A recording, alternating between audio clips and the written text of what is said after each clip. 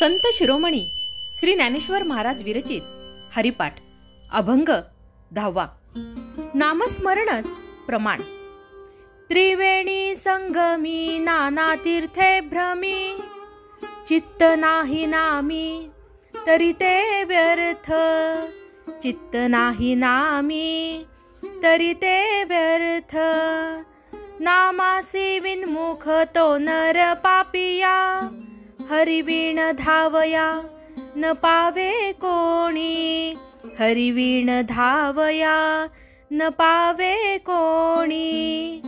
पुराण प्रसिद्ध बोलले वाल्मिक, नामे तिन्ही लोक उद्धरती.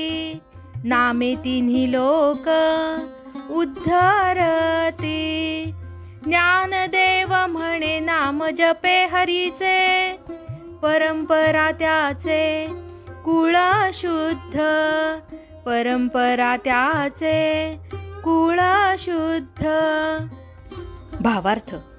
गंगा, यमुना, सरस्वती या 3 पवित्र नद्यांच्या त्रिवेणी संगमात स्नान केले किंवा यासारख्या अनेक तीर्थक्षेत्री जाऊन स्नानादी केले, पण श्रीहरीच्या नामस्मरणात प्रेमभाव नसेल तर ते सर्व व्यर्थ आहे.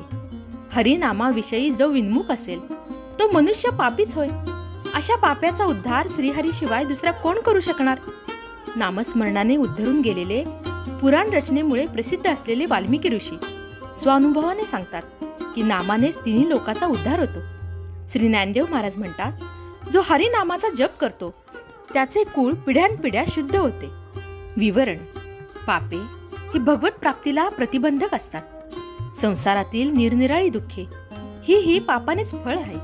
निरनिराळ्या प्रकारची पापे नाहीशी होण्यासाठी तीर्थाटन करण्याची शास्त्रांची आज्ञा आहे. पवित्र तीर्थात श्रद्धापूर्वक स्नान करण्याने चित्त शुद्ध होते.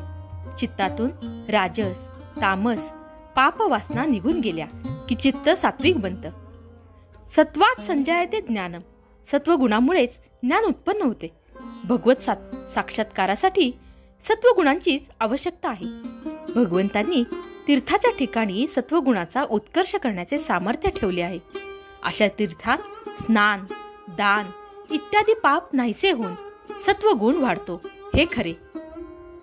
पण हरिनामस्मरण पूर्वक ते केले तरच, अन्यथा ते व्यर्थ होय. कारण तीर्थांना सामर्थ्य दिले ते भगवंतांनी. पापी लोकांच्या स्नानाधिकांनी जेव्हा तीर्थेही पापयुक्त बनतात, तेव्हा श्री भगवान नामस्मरण करणारे साधू केव्हा येऊन आपल्याला स्नान करून आपल्याला पवित्र करतील याची वाट पाहत असतात. संत तीर्थात स्नान करतात तेव्हा संत नव्हे तर तीर्थे पवित्र होतात. हरिनामस्मरणाने हे महत्व आहे. केवळ तीर्थाटनच नव्हे तर कोणतेही वैदिक, पौराणिक कर्म सुद्धा स्मरणाने पूर्णतेला जाते. मग त्यात काही कारणाने अपूर्णता राहिली तरीही. आयुष्याच्या पूर्वार्धात हत्येसारखी निर्गुण पापे करणारा वाल्व्या कोळी श्रीराम नामाच्या प्रभावाने वाल्मिकी ऋषी झाला. त्यांनी रामायण रचून जगाला गरजून सांगितले की राम नामाच्या प्रभावाने त्रैलोक्याचा उद्धार होतो. हे मी माझ्या अनुभवाने सांगतो. माऊली म्हणतात, श्रीहरीच्या नामाचा जप करणाराच शुद्ध होतो, असे नव्हे तर त्याचे कुळ सुद्धा पिढ्यानपिढ्या शुद्ध होते.